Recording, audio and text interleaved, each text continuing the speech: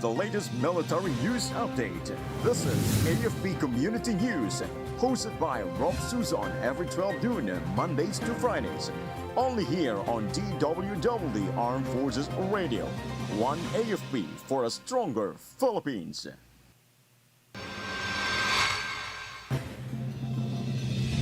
AFP, PNP, Comelec unite for safe 2025 elections. 16th IB seizes NPA armed cache in Camarines Norte. Comelec identifies more than 1,200 election hotspots. DSWD to pilot test the unified ID system for PWDs.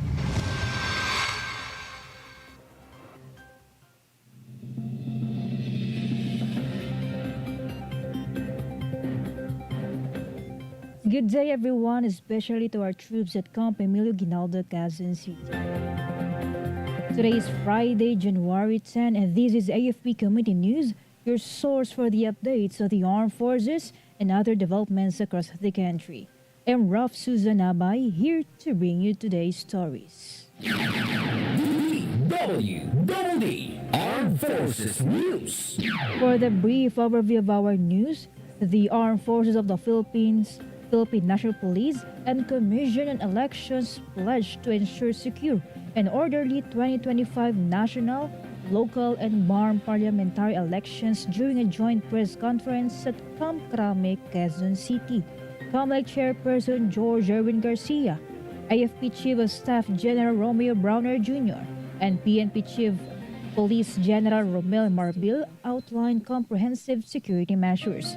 They emphasized the importance of joint security control centers to enhance interagency coordination. The AFP, PNP, and COMELEC reaffirmed their commitment in creating a safe electoral environment, enabling the voters to exercise their rights freely and without fear. DWDD Armed Forces News. Combined troops of the 2nd Infantry Division and the Philippine National Police unearthed an NPA armed cache in Labo, Camarines Norte yesterday. Acting on information from a barangay Exiban resident, the 16th Infantry Battalion and Labo Municipal Police conducted a search operation, recovering 2 caliber 30 machine guns, 4 M16 rifles, 2 M14 rifles, 2 M203 grenade launchers, 200 rounds of ammunition, 22 hand grenades, an improvised explosive device, detonating cords, and magazines. Major General Cerilio Balauro Jr., the 2nd ID Commander, credited the committee's cooperation and vigilance for the discovery. Authorities pledged to sustain intensified security operations in partnership with stakeholders to eliminate remaining threats. Armed Forces Radio.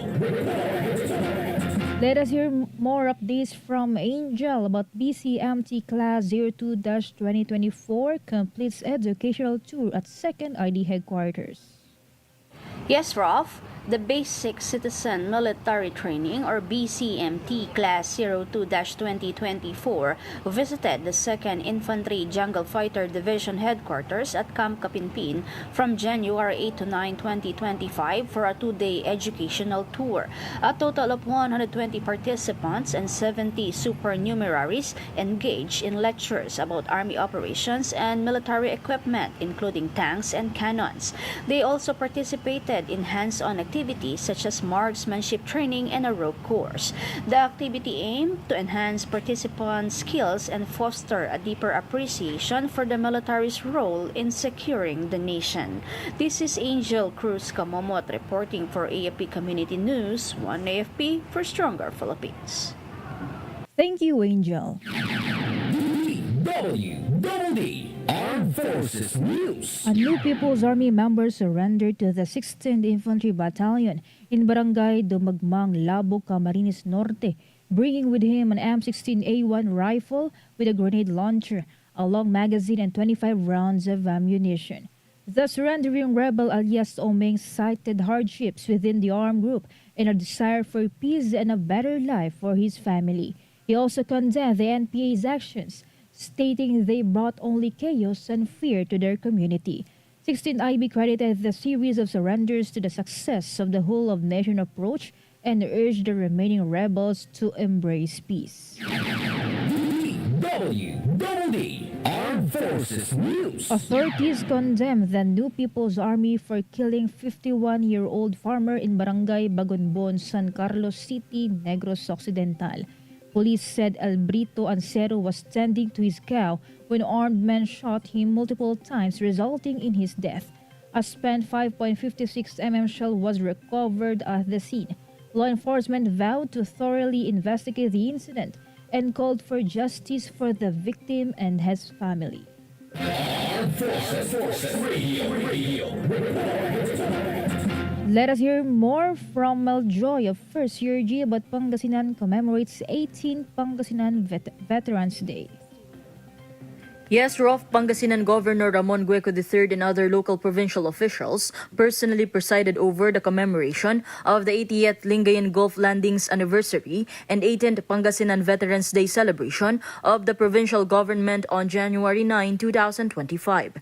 The event began with a mass followed by a wreath-laying ceremony before a short program where Pangasinan Governor Ramon Gueco III, Vice Governor Mark Ronald Lambino, and the Department of National Defense Undersecretary Pablo Lorenzo as the guest of honor and representative of the Department of National Defense Secretary delivered his message.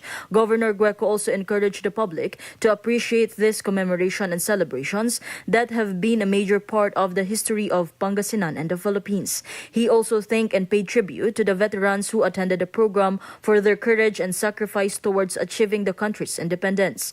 Meanwhile, Department of National Defense Undersecretary Pablo Lorenzo shared the various programs and initiatives of the government to further improve the benefits of the country's veterans. This includes pension and non-pension benefits, as well as health programs. The program was attended by members of the Federation of Veterans from the 6 districts of Pangasinan and La Union, as well as representatives from other allied countries of the Philippines, such as Australia. This is Meljoy Nasio Arroco reporting for AFP Community News, 1 AFP for Stronger Philippines. Thank you, Meljoy from First CRG. DWDD Armed Forces News. The Philippine Army announced plans to acquire modern armored vehicles, long-range artillery, and missile systems to strengthen its territorial defense capabilities. Philippine Army spokesperson Colonel Louis de Maala said the Army is also proposing the acquisition of multiple launch rocket systems, air defense systems, and chemical, biological, radiological, and nuclear protection equipment.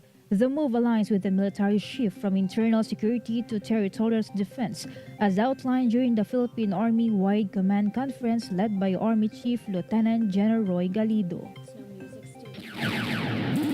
DWDD National News. For our national news, the Commission on Elections identified 1,230 areas in the country that were declared as election hotspots for the upcoming 2025 midterm elections.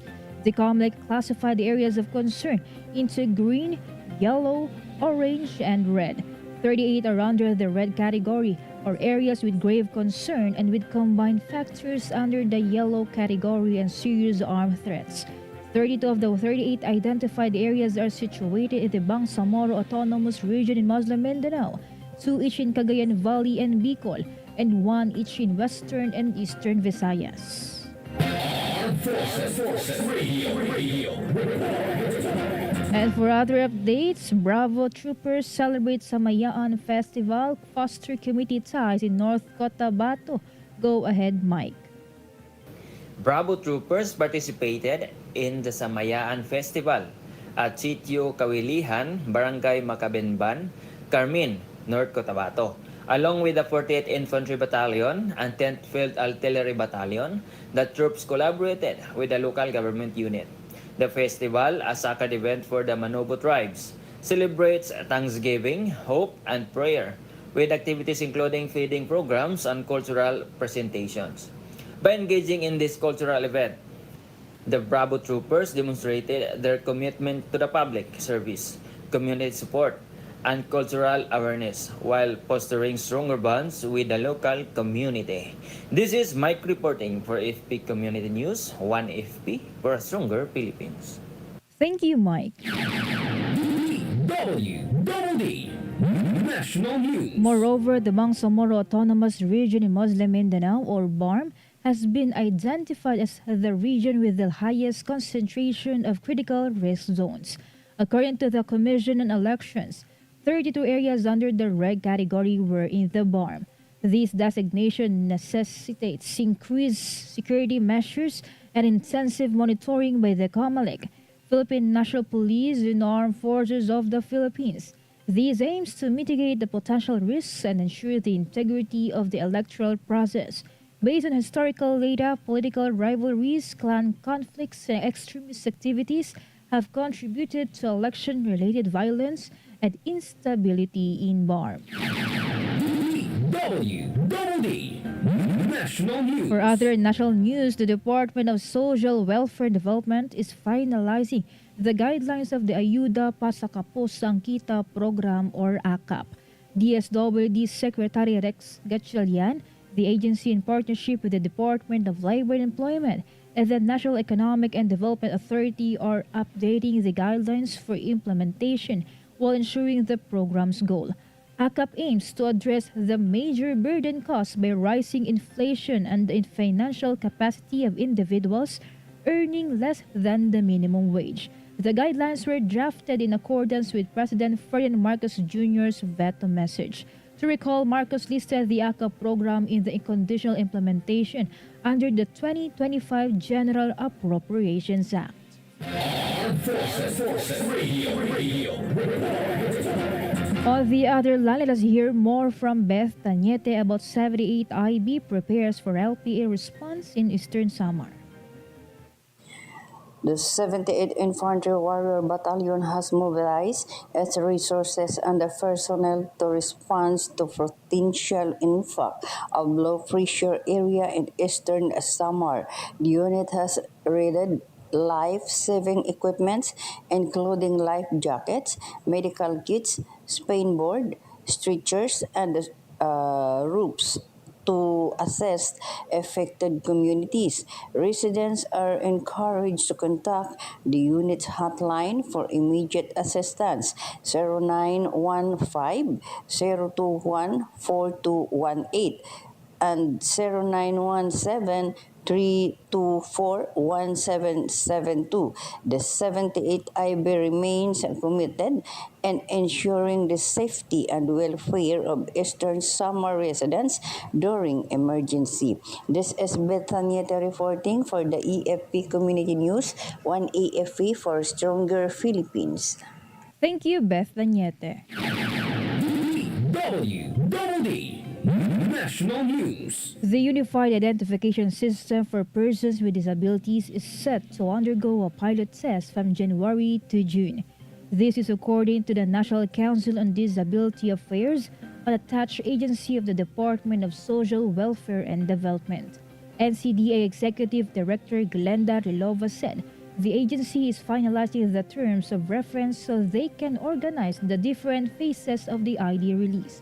Rilova explained that they develop recommendations to address issues related to the misuse of statutory discounts and privileges for PWDs as mandated by Republic Act 10754, or an act expanding the benefits and privileges of persons with disabilities. DWDD National News. President Ferdinand Marcos Jr. will have a trilateral phone call with the United States and Japan this week.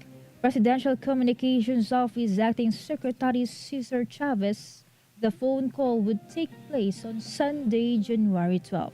The trilateral phone call will be among Marcos, U.S. President Joe Biden, and Japan Prime Minister Shigeru Ishiba. In April last year, the three countries conducted a trilateral meeting in Washington, D.C., USA. Armed Forces Radio. More updates from Ferdy about 101st Infantry Brigade Commander highlights Basilan's journey to peace in CGS lecture.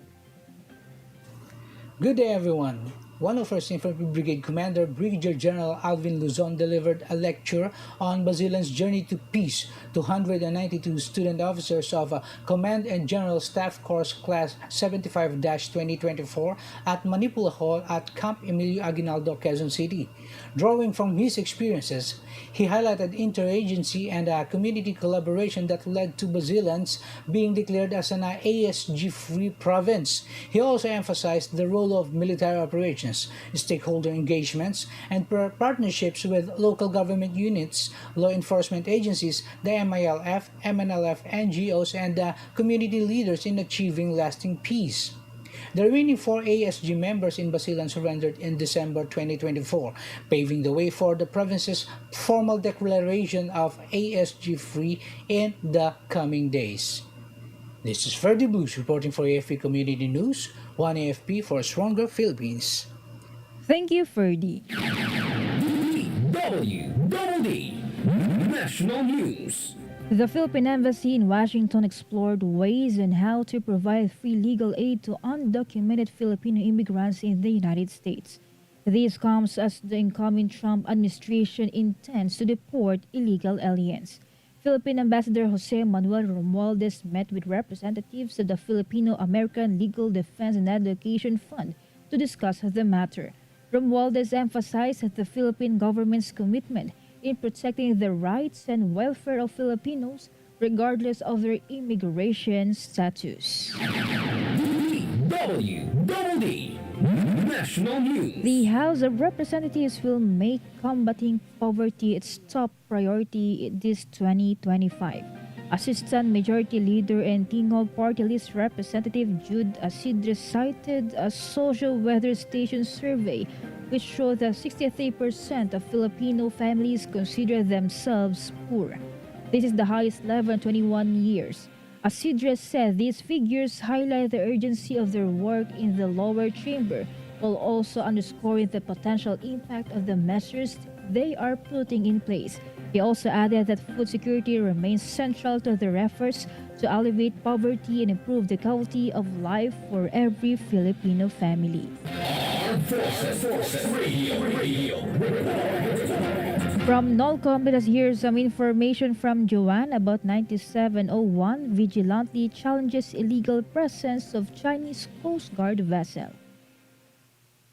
The Philippine Coast Guard vessel BRP Teresa Magbanwa has successfully conducted ongoing monitoring of the illegal presence of Chinese Coast Guard vessels exhibiting erratic movements along the coastline of Zambales province, approximately 70 to 80 nautical miles from shore. In a demonstration of their commitment to protecting the country's maritime sovereignty, the crew of the BRP Teresa Magbanwa persistently radio challenged the Chinese vessels, informing them that they are operating within the Philippines Exclusive Economic Zone, or EEZ, the PCG Reference Republic Act 12064, the Philippine Maritime Zones Act, as well as the United Nations Convention on the Law of the Sea, of which China is a signatory, and the 2016 Arbitral Award. The crew made it clear that the Chinese vessels do not possess any legal authority to patrol within the Philippines EEZ and directed them to depart immediately. Of particular note during the January 9, 2025 operations was the replacement of Chinese Coast Guard vessel 3103 by vessel 3304 in the afternoon. Despite this change, the objective of the Chinese deployment remains the same, to assert normalization and legitimacy in these waters. The PCG is steadfast in its mission to counteract these efforts and prevent any normalization of illegal deployment of ZCG vessels. Under the guidance of Commandant Admiral Ronnie Hill Gavan, the PCG will continue to vigilantly monitor the illegal presence of the Chinese Coast Guard while employing a measured response that prioritizes the Philippines' national interests and aims to avoid escalation. This is John Sagao reporting from Northern Luzon Command for AFP Community News 1 AFP for Stronger Philippines. Thank you, Joanne from NOLCOM. DWDD National News. For other development story, the Office of Civil Defense Western Visayas vowed to strictly uphold the 6-kilometer permanent danger zone around Canlaon volcano. OCD Western Visayas Regional Director Raul Fernandez suggested moving the evacuees in Negros Occidental to Himamaylan City, which is beyond the PDZ. It is being set up as a tent city to accommodate displaced residents from La Castellana town. Approximately 4,000 evacuees living outside the PDZ in Bago City and La Castellana are expected to return home.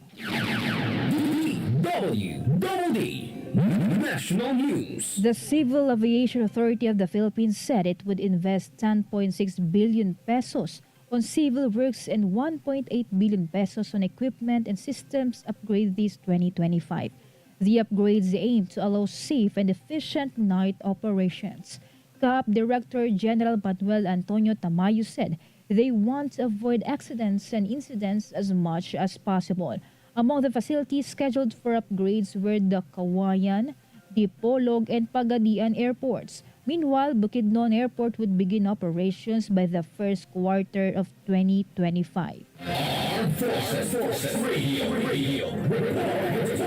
From Solcom, let's hear from Sena about 16th IB recovers high-powered firearms in Camarines Norte. The recent surrender of alias Omeng, a CPP-NPA terrorist member operating under KLG-1, Sub-Regional Committee 1 of the Bicol Regional Party Committee, progressed to the subsequent recovery of the arms cache buried at Barangay Exiban, Labo, Camarines Norte. Relying on the information provided by the former CNT, troops of the 16th Infantry Battalion under the 201st Infantry Brigade immediately launched a retrieval operation that resulted in the recovery of the following war materials such as 2 caliber .30 Browning machine guns, 4 M16A1 rifles, 2 M14 rifles, 2 M203 grenade launchers, 200 rounds of 5.56 mm ammunition, 1 improvised explosive device, 22 improvised hand grenades, 1 roll of detonating cord, 6 long magazines, and 4 short magazines. Furthermore, Lieutenant Colonel Daroy continuously encouraged not only the former CNTs but also the local community to cooperate and provide any information that could assist in dismantling this terrorist group. Meanwhile, the recovered war material is under the unit's custody and will be turned over to the appropriate authorities for documentation and proper disposal. This is Sena from Solcom reporting for AFP Community News, 1 AFP for a Stronger Philippines. Thank you, Sena from Solcom. Now let's hear a report on the ground about AFP chief rejects military coup, urges the Filipino to trust democracy. Go for the details, Ami. U.S. Rofh, Armed Forces of the Philippines Chief of Staff General Romeo S. Brownlow Jr. dismissed calls for a military coup or junta, emphasizing that such actions are not solutions to the country's problems. Speaking at a press conference at the PNP Command Center in Camp Crame, he urged Filipinos to trust the democratic process and use the 2025 elections to push for change. General Browner also encouraged citizens to vote wisely and elect leaders who will address the nation's challenges.